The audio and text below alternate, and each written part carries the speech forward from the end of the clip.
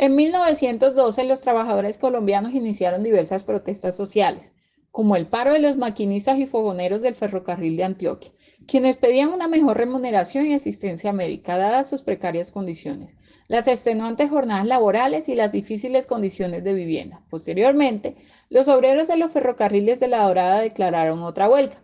Lo paradójico del asunto es que para ese momento la movilización social aún no era un motivo de gran preocupación para el Estado. El paro se dio sin gritos agresivos, sin un solo acto de violencia, sin una sombra de amotinamiento, con la serenidad que hubiera precedido al más culto de los movimientos obreros y una protesta social en Colombia.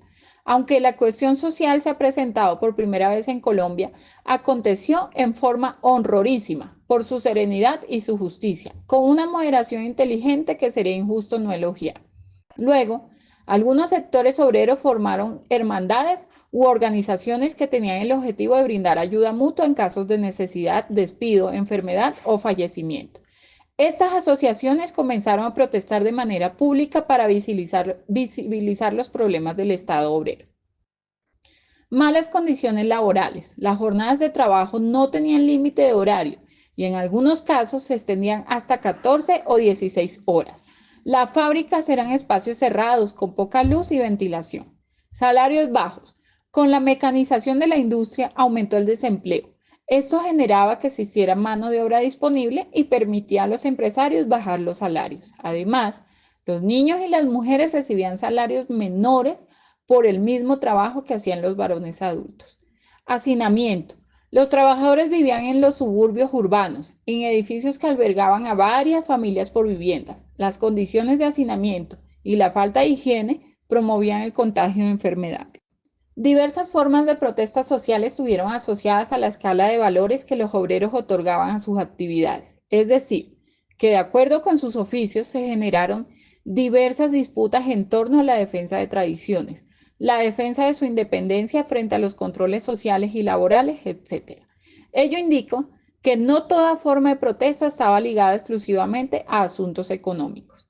Durante los primeros años de la industrialización del país, los empresarios nacionales y extranjeros combinaron prácticas paternalistas y despóticas, como la utilización de la mano de obra con el propósito de extraer la máxima ganancia en corto plazo, con formas de explotación propias de las fases primitivas del capitalismo. De esta combinación de prácticas laborales coloniales y del temprano capitalismo europeo, surgieron las relaciones sociales que caracterizaron las primeras fases de industrialización colombiana. Para las mujeres obreras, el final de su jornada era el comienzo del trabajo extra. Para los asalariados varones, un buen momento para la diversión. El Estado consideraba que en el tiempo libre era cuando se fraguaban las rebeliones. Para la Iglesia Católica, era el tiempo en el que la inmoralidad amenazaba.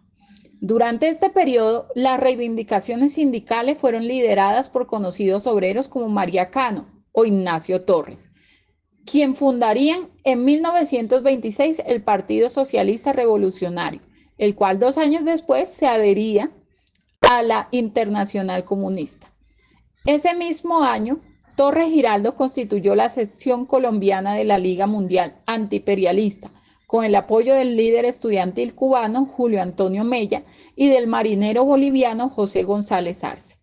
El hecho de sobresalir por su reconocido activismo político tuvo como consecuencia una persecución implacable del Estado contra estos líderes e incluso la expatriación de Torres Giraldo a Rusia.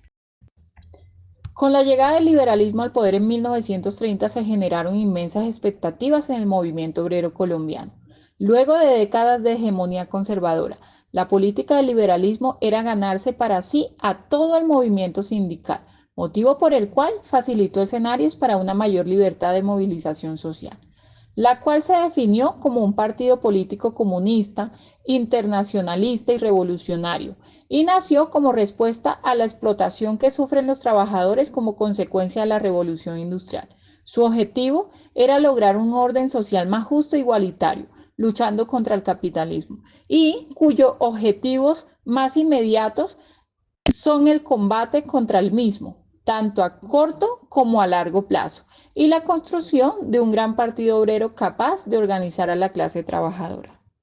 A largo plazo, el movimiento obrero logró el reconocimiento internacional de los derechos laborales de los trabajadores. En cada país, los logros se dieron en diferentes momentos y tuvieron distintas características.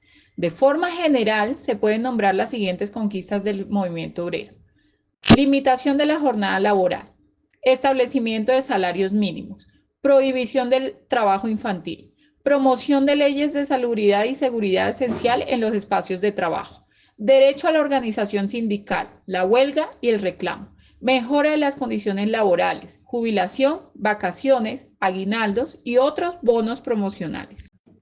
El trabajo social es una profesión basada en la práctica y una disciplina académica que promueve el cambio, el desarrollo social, la cohesión social y el fortalecimiento y la liberación de las personas. Los principios de la justicia social, los derechos humanos, la responsabilidad colectiva y el respeto a la diversidad son fundamentales para la creación de la relación entre la profesión y los movimientos sociales. Respaldada por las teorías del trabajo social, las ciencias sociales, las humanidades y los conocimientos indígenas, el trabajo social involucra a las personas y las estructuras para hacer frente a desafíos de la vida y aumentar el bienestar.